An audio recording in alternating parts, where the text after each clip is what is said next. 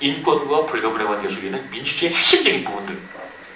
예컨대 다수결 자체도 민주주의 요소입니다. 국민주권 당연하죠. 혹은 뭐 어떤 대의제라든지 복수정당제라든지 이런 것들. 이거는 민주주의의 핵심적인 요소고 민주주의 없이는 인권도 없다. 그러니까 이런 것들을 부정한다면 그거는 결국은 민주주의를 부정하고 인권을 부정하는 것과 다름없기 때문에 이건 다수를 하더라도 안 된다. 근본 가치를 해치는 것이다. 법치주의와 관련해서도 마찬가지입니다. 이 법치라고 하는 것, 법의 객관성과 공정성이라고 하는 것을 통해서만 인권이 제대로 보장되고 실현될 수 있기 때문에 그걸 위해서는 여러 가지가 필요하다라고 해서 서구의 독립이든지 혹은 뭐 어떤 법률유보 내지는 어떤 의회의 법에 기초해서 행정의 합법률성을 갖다가 이제 요구를 한다. 이런 것들이 이제 쭉 얘기가 되고 그리고 그러한 것들을 전제로 해가지고서 이제 독일에 있어서 독일 공산당에 대한 해산 결정이 나오고 그 과정에서 여러 가지 그 민족기본 질서 유지에 대한 기준들이 나왔습니다.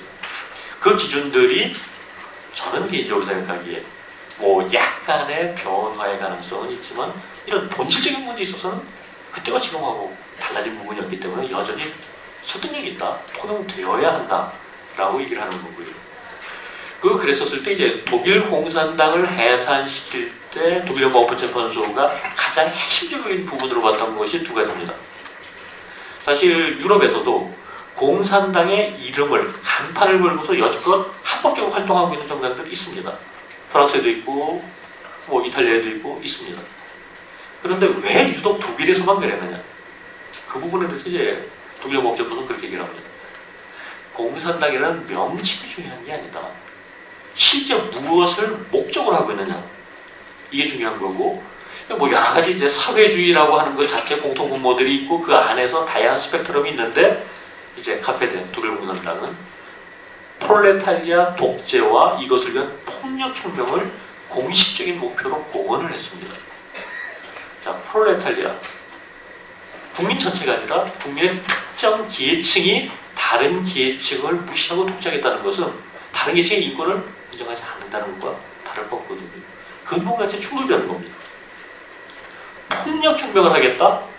이거는 민주주의, 법치주의 무시하고 파괴하겠다는 얘기입니다. 이게 어떻게 근본 가치를 해치지 않는 것이며 민주주의가 양립할 수 있는 거냐?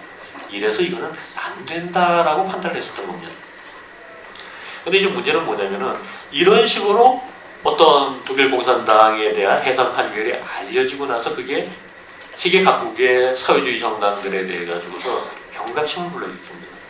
당장 이제 우리나라에서도 조금 전에 고영주 위원장님께서도 민노당에 대해서도 그렇고 통진당에 대해서 그랬고 이제 뭐 그 해산 청원을 갖다 하셨다라고 말씀하셨는데 지금 여기 있어서 아예 독일 공산당 같은 경우는 이 당헌이나 강령 같은 데다 그런 목표를 공공연하게 내놨었습니다.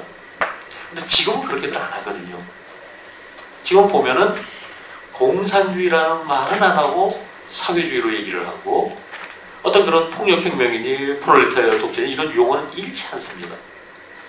그런데 그게 이제 그렇다면은 진짜로 공산당과는 완전히 다른 것인지 아니면 겉으로는 그렇지 실체에 있어서는 매우 유사한 것인지 이걸 이제 따져볼 필요가 있고 그래서 이제 이 통합진보당과 독일 공산당의 비교라고 하는 것이 의미를 갖는다 이렇게 생각을 하게 된 겁니다.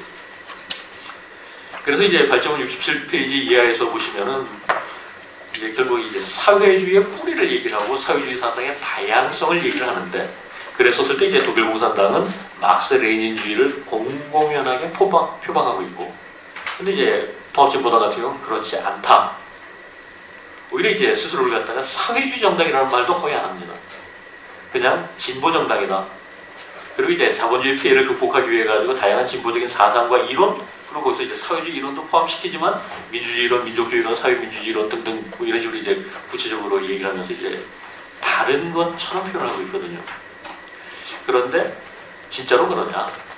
이 부분에 있어서는 이 통합진보당이 실제 강령이나 그 밖에 이제 여러 가지 공식 문건들을 통해서 보면은 예, 막스 레닌주의라든지 어떤 프롤레타리아 독재라든지 이런 것을 공식적으로 언명한 것은 없지만 계급주의적인 색채를 드러내고 있는 것은 상당히 많습니다. 그리고 그것은 이제 각주 46번 같은 경우에서 이제 제가 지적을 하고 있는데요.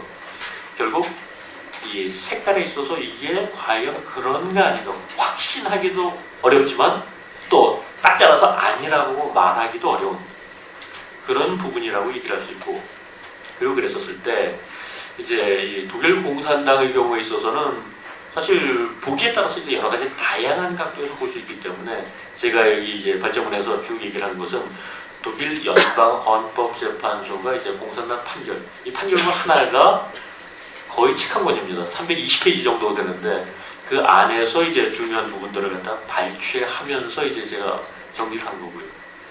그리고 그것하고 비교를 했었을 때 아주 똑같지는 않지만 상당한 유사성을 갖는다. 그리고 이제 그 다음 단계 얘기는 뭐 마지막 결론 부분에서 말씀드리겠습니다. 그렇다면은 실제 활동을 통해서 봐야 된다.